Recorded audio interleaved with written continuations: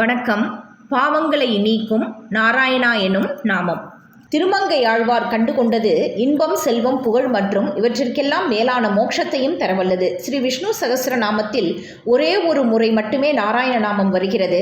இதற்கு வியாக்கியானம் கூறும் ஸ்ரீ பராசர பட்டர் இது ஒரு குஹ்ய நாமம் என்று கூறுகிறார். இந்த நாமத்தின் அர்த்தத்தை ஒரு குருமுகமாக அறிய வேண்டும் என்கிறார். அர்த்தம் தெரியாவிட்டாலும் உள்ளன்போடு செய்யும் நாம சங்கீர்த்தனம் நமக்கு உரிய பலனை அளிக்கும். அதற்கு அஜாமிலன் சரித்திரமே ஒரு நல்ல எடுத்துக்காட்டு. ஸ்ரீமத் பாகவதத்தில் 6வது கண்டத்தில் அஜாமிலோ பாக்யானம் கூறப்பட்டுள்ளது.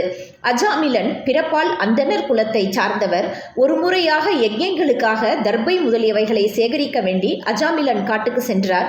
அங்கே ஒரு தாசியை கண்டு அவளை மோகித்து தன்னிலை மறந்து அவளுடனேயே வாழ்கிறார். அந்த தாசிக்கும் அஜாமிலனுக்கும் 10 பிள்ளைகள் பிறக்கிறார்கள். தன் முன்வினை பயனால் தனது கடைசி பிள்ளைக்கு நாராயணன் என்று பெயரிட்டார்.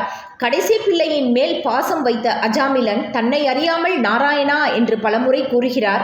கடைசி காலத்தில் அஜாமிலனின் உயிரை கொண்டு செல்ல யமதூதர்கள் வருகிறார்கள். யமதூதர்களை கண்ட பயத்தில் அஜாமிலன் தனது கடைசி மகனை நினைத்து நாராயணா என்று அழைக்கிறார். நாராயணா நாமத்தை சொன்னவுடன் வைகுண்டத்திலிருந்து பகவான் விஷ்ணுவின் தூதர்கள் வந்து யமதூதர்களை தடுத்தார்கள். யமதூதர்கள் அஜாமிலன் செய்த பாவத்தை பட்டியல் எடுத்து கூறினார்கள். அதற்கு விஷ்ணு தூதர்கள் அனைத்து பாவங்களையும் ஸ்ரீ நாராயண நாம ஜபம் போக்கிவிட்டதை எடுத்துரைத்து அஜாமிலன் உயிரை காக்கிறார்கள். இதை கேட்ட அஜாமிலன் பகவான் நாமத்தின் மகிமையை உணர்ந்து தனது மீதி நாட்களை ஹரித்வாரில் பகவான் நாம சங்கீர்த்தனத்தில் கழித்து பிறகு வைகுண்ட பதவி அடைகிறார். விஷ்ணு தூதர்கள் தங்களை தடுத்த விஷயத்தை யமதர்ம ராஜாவிடம் யமதூதர்கள் கூற அதற்கு யம பகவான் விஷ்ணுவிற்கு தான் கட்டுப்பட்டவர் என்றும் பகவானின் பக்தர்களையும் பகவானின் நாமத்தையும் கூறுபவர்களையும் ஒன்றும் செய்ய வேண்டாம் என்று தமது யமதூதர்களுக்கு உரைக்கிறார். ஸ்ரீ விஷ்ணு சகஸ்ர நாமத்தில் கடைசியில் ஒரு ஸ்லோகத்தில் சங்கீர்த்த நாராயண சப்த மாத்திரம் விமுக்த துக்கா சுகினோ பவந்து என்று வருகிறது. இதன் பொருள் அது பகவானின் நாமம் என்று தெரிந்து கூட சொல்ல வேண்டாம்.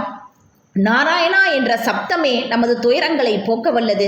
எப்படி ஒரு குழந்தை தனது மழலை சொல்லால் கூறுவதை தாய் புரிந்து கொள்கிறாளோ அதுபோல அவனது பெயரை நாம் தெரிந்து சொன்னாலும் தெரியாமலே சொன்னாலும் பகவான் அதை நாம சங்கீர்த்தனமாக ஏற்றுக்கொண்டு நமக்கு அருள் செய்கிறார்.